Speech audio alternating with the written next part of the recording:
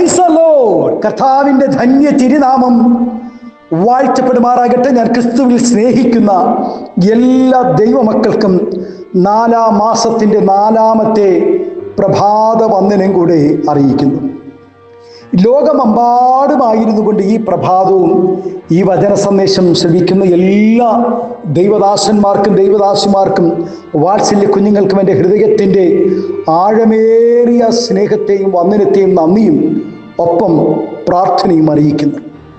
പ്രാർത്ഥനയോടുകൂടെ ഈ പ്രഭാതവും വചന സന്ദേശത്തിലേക്ക് നമുക്ക് പ്രവേശിക്കാം.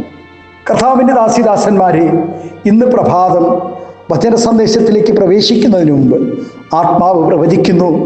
ആമേൻ. ഈ 4-ാം മാസം 4-ാം ദിനം നാറ്റം വെച്ച ലാസറിനെ പുറത്തെടുത്തതുപോലെ ഈ 4-ാം മാസം ഈ വചന സന്ദേശം ശ്രവിക്കുന്ന ദൈവദാസന്മാരെ ദൈവദാസിമാരെ വാത്സല്യ കുഞ്ഞുങ്ങളെ, ഏറിയ നാളുകളായി നിങ്ങളുടെ പ്രാർത്ഥനയുടെ മറുപടികൾ ലഭിക്കാതെ ഇനി എൻ്റെ പ്രാർത്ഥനയുടെ മറുപടി ഞാൻ കാണത്തില്ലയോ, എൻ്റെ പ്രാർത്ഥനയുടെ മറുപടി എനിക്ക് ലഭിക്കത്തില്ലയോ എന്ന് ചോദിച്ച് ഭാരപ്പെടുന്ന കുഞ്ഞെ, നിൻ്റെ പ്രാർത്ഥനയുടെ മറുപടികൾ ഈ 4-ാം മാസം ആമേൻ ദൈവം നിൻ്റെ കരങ്ങളിൽ നൽകുന്ന മാസമായിരിക്കും.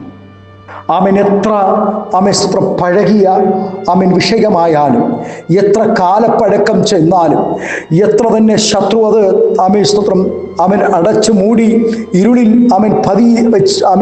പതുക്കി വെച്ചാലും, ഇന്ന് പ്രഭാതത്തിൽ ആത്മാ പറയുന്നു, അത് പൊട്ടി പുറത്തു വരിക തന്നെ ചെയ്യും. സ്തോത്രം. മണ്ണിൽ നിന്നും ഒരു വിത്ത് കിളിർത്ത് അത് പുറത്തു വരുന്നത് പോലെ കുഞ്ഞെ, പ്രാർത്ഥനയുടെ മറുപടികൾ ഈ 4-ാം മാസം നിന്റെ കരങ്ങളിൽ അത് ലഭിക്കും. നിന്റെ തലമുറയുടെ വിഷയങ്ങളാകട്ടെ, ജോലി സംബന്ധമായ വിഷയങ്ങളാകട്ടെ, ഭാവി വിഷയങ്ങളാകട്ടെ, ബാധ്യതകളുടെ നടുവിൽ പകച്ചു നിൽക്കുന്ന വിഷയങ്ങളാകട്ടെ, ഏത് മനുഷ്യനെ കൊണ്ട് പരിഹരിക്കാൻ കഴിയാത്ത ഏത് നീറുന്ന വിഷയങ്ങളായാലും ഈ 4-ാം മാസം കുഞ്ഞെ, നിന്റെ പ്രാർത്ഥനയുടെ മറുപടികൾ നിന്റെ കരങ്ങളിൽ ലഭിക്കുക തന്നെ ചെയ്യും. അതിന് സംശയം വേണ്ട. വിശ്വാസത്തോടെ സ്തോത്രം പറഞ്ഞാട്ടെ, വിശ്വാസത്തോടെ പ്രാർത്ഥിച്ചാട്ടെ. ദൈവം അത്ഭുതം ചെയ്യുന്ന മാസം ഈ 4-ാം മാസം നിരവധി അനവധി പ്രാർത്ഥനയുടെ മറുപടികളെ സ്തോത്രം ദൈവം നൽകുന്ന മാസമായിരിക്കുമെന്ന് ആത്മാവ് ശക്തമായി ദൂത് പറയുന്നു. നമുക്ക് പ്രാർത്ഥനയോടുകൂടെ ഈ പ്രഭാതവും വചന സന്ദേശത്തിലേക്ക് പ്രവേശിക്കാം. 13-ാം സങ്കീർത്തനക്കാരൻ പാടുന്നു, യഹോവേ, എത്രത്തോളം നീ എന്നെ മറന്നുകൊണ്ടിരിക്കും, നീ എത്രത്തോളം നിന്റെ മുഖത്തെ ഞാൻ കാണാതെ വണ്ണം മറയ്ക്കും. ജീവിതത്തിൽ സംഘർഷങ്ങൾ അനുഭവിക്കാത്ത മനുഷ്യരില്ല. ഒരു പ്രശ്നത്തിന് പരിഹാരം കണ്ടു കഴിയുമ്പോൾ അതിലും ഗൗരവമുള്ള മറ്റു വിഷയങ്ങൾ ജീവിതത്തിൽ കടന്നു വരുന്നു. പലതും സഹിച്ചുമടുത്തു ജീവിതം തന്നെ ഒന്ന് അവസാനിച്ച് കിട്ടിയിരുന്നെങ്കിൽ എന്ന് ആശിക്കുന്നവരും കുറവല്ല. ഇങ്ങനെ ഇനി എത്ര നാൾ ജീവിക്കും? എത്ര നാൾ ഈ ഭാരമെല്ലാം ഞാൻ തനിയെ ചുമക്കണം? എത്ര കാലം ഈ രോഗങ്ങൾ എന്നെ അലട്ടിക്കൊണ്ടിരിക്കും? ഈ സങ്കടങ്ങൾ ഞാൻ എത്ര കാലം കണ്ടുകൊണ്ടിരിക്കണം? എന്ന് തുടങ്ങി സാഹചര്യങ്ങൾക്കനുസരിച്ച് നാം ഓരോരുത്തരും പറഞ്ഞുകൊണ്ടേയിരിക്കുന്നു. ഈ ദൃശ്യ ചോദ്യങ്ങളിൽ നിന്നും തന്നെ മനുഷ്യൻ തൻ്റെ പ്രശ്നങ്ങൾക്ക് സ്വയം പരിഹാരം കാണുവാൻ കഴിയുകയില്ല, അശക്തനാണെന്ന് അവൻ തെളിയിച്ചു കൊണ്ടിരിക്കുന്നു ഓരോ ദിനവും. മനുഷ്യർ ഒരിക്കലും നിരാശയോടുകൂടെ ജീവിക്കുവാൻ ദൈവം ആഗ്രഹിക്കുന്നില്ല. തൻ്റെ ജനം തന്നിൽ ആശ്രയിക്കുമ്പോൾ അവരുടെ നീറുന്ന പ്രശ്നങ്ങൾക്ക് ദൈവം പരിഹാരം കൊടുക്കുക തന്നെ ചെയ്യും. ആമേൻ, ഹല്ലേലൂയ.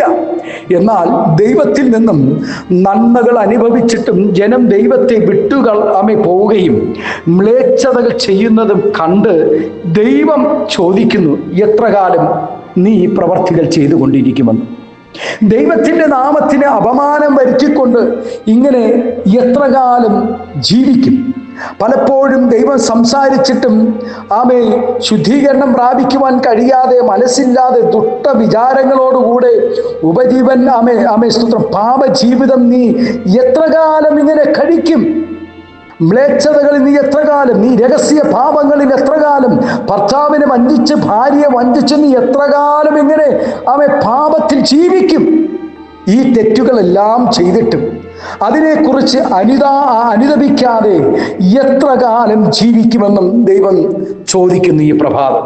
പ്രിയ ദൈവവേദനേ, ദൈവം തൻ്റെ മുഖത്തെ നമ്മുടെ മുന്നിൽ മറയ്ക്കാതെയും നമ്മുടെ ഉള്ളിൽ വിചാരം പിടിച്ച് നമ്മുടെ ഹൃദയത്തിൽ ദുഃഖം അനുഭവിക്കാതെയും ഇരിക്കണമെങ്കിൽ, നമ്മുടെ ശത്രു നമ്മുടെ മേൽ ഉയർന്നിരിക്കാതെ അവൻ അടിയറ പറയണമെങ്കിൽ, നാം ലോകത്തെ ത്യജിച്ച് പാപത്തെ വെറുത്ത് ദൈവ ഇഷ്ടപ്രകാരം ജീവിക്കുവാൻ നാം ആഗ്രഹിച്ചാൽ നിശ്ചയമായും ദൈവം നമ്മുടെ ജീവിതത്തിൽ അത്ഭുതങ്ങൾ പ്രവർത്തിക്കുവാനിടയാകും. ആമേൻ. വിശ്വസിക്കുന്ന ദൈവമക്കൾ ആമേൻ ഒരു സ്തോത്രം പറഞ്ഞാട്ടെ. ഹല്ലേലൂയ. നിരവധി വിഷയങ്ങളുടെ മുമ്പിൽ തങ്ങളാൽ ഒന്നും സാധിക്കാതെ വരുമ്പോൾ ദൈവജനം ദൈവസന്നിധിയിൽ ചോദിക്കുന്ന ചോദ്യമാണ്, കർത്താവേ, ഇത് എത്രത്തോളമെന്ന്. രോഗം, പട്ടിണി, കടഭാരം, ഏകാന്തത, ഭീഷണി, നിന്ന എന്നിങ്ങനെ എത്രയെത്ര നീറുന്ന വിഷയങ്ങളാൽ ഭാരപ്പെടുന്ന എത്രയോ ദൈവമക്കൾ ലോകത്തിലുണ്ട്. ഇങ്ങനെയുള്ള സാഹചര്യങ്ങളിൽ ദൈവത്തിൻ്റെ സഹായമില്ലാതെ നമുക്ക് മുമ്പോട്ട് പോകുവാൻ ഒരിക്കലും കഴിയുകയില്ല, സാധ്യമല്ല. അതുപോലെ ഹൃദയം തകർന്ന ദൈവസന്നിധിയിൽ നിലവിളിക്കുന്ന ഭക്തനെ കേൾക്കാതെ മുമ്പോട്ട് ഒരിക്കലും ദൈവവും പോവുകയില്ല കുഞ്ഞേ.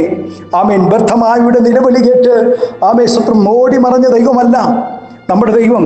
വ്യർത്ഥമായി ദാവീദ് പുത്ര എന്ന് വിളിക്കുമ്പോൾ തന്നെ അവൻ യേശുവിൻ്റെ പാദം അവിടെ നിലയ്ക്കുവാനിടയായി.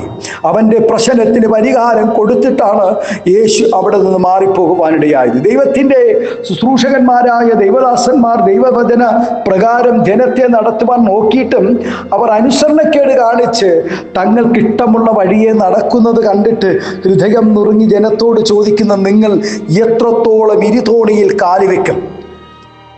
പാപത്തിലും വിശുദ്ധിയിലുമായി നിങ്ങൾ എത്ര കാലം ഇങ്ങനെ ഇരുതോണിയിൽ കാലുവെക്കും? ലോകത്തിൻ്റെ മുൻപിൽ പോകുമ്പോൾ ലോകമനുഷ്യൻ, ആമേൻ, ആലയത്തിൽ വരുമ്പോൾ ദൈവമക്കൾ, ഇങ്ങനെ എത്ര കാലം നിങ്ങളിങ്ങനെ ജീവിക്കും?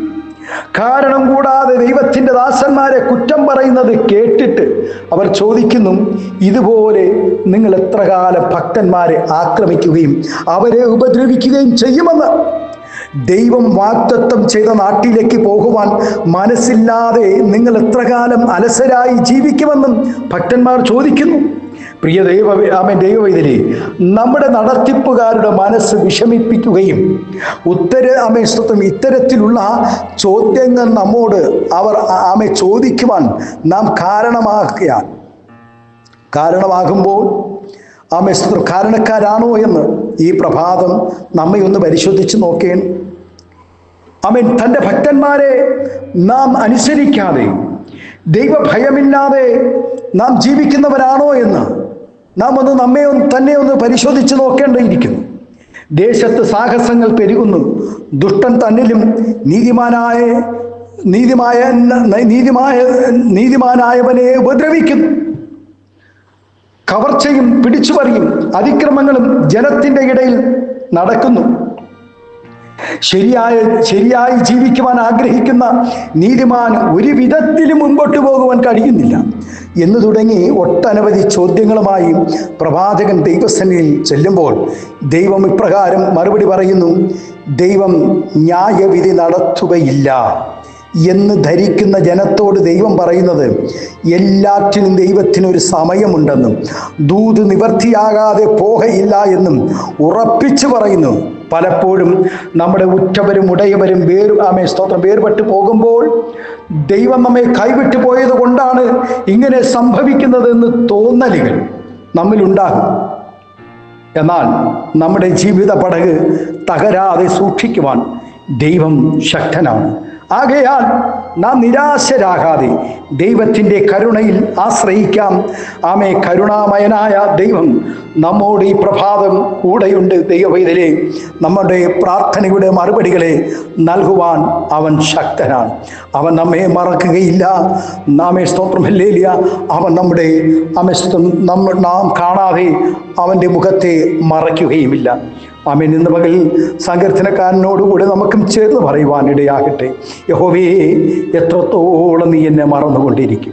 നീ എത്രത്തോളം നിൻ്റെ മുഖത്തെ ഞാൻ കാണാതെ വണ്ണം മറയ്ക്കും?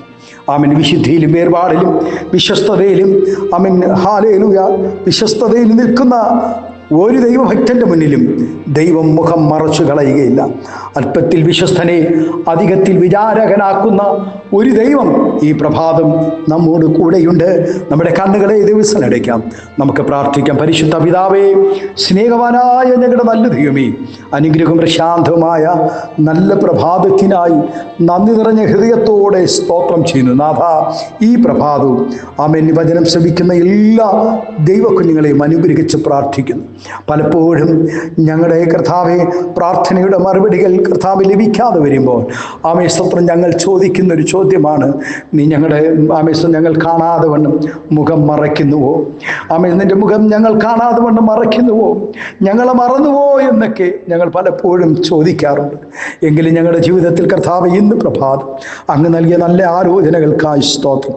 ഈ 4-ാം മാസം ഞങ്ങളുടെ പ്രാർത്ഥനയുടെ മറുപടികൾ കണ്ട് സന്തോഷിപ്പാൻ സ്വർഗം നൽകുന്ന വിലയേറിയ ഭാഗ്യത്തിനായി നന്ദി പറയും. നാഥ, ദൂരത്തും ചാരത്തുമായിരുന്നു കൊണ്ട് അനേക പ്രിയപ്പെട്ടവർ കർത്താവെ ഒരു സമാധാനത്തിനായി, ഒരു പ്രാർത്ഥനയുടെ മറുപടികൾക്കായി, ഒരു ആശ്വാസത്തിനായി പ്രാർത്ഥിക്കുന്ന നിരവധി ദൈവക്കുഞ്ഞുങ്ങളുണ്ട്.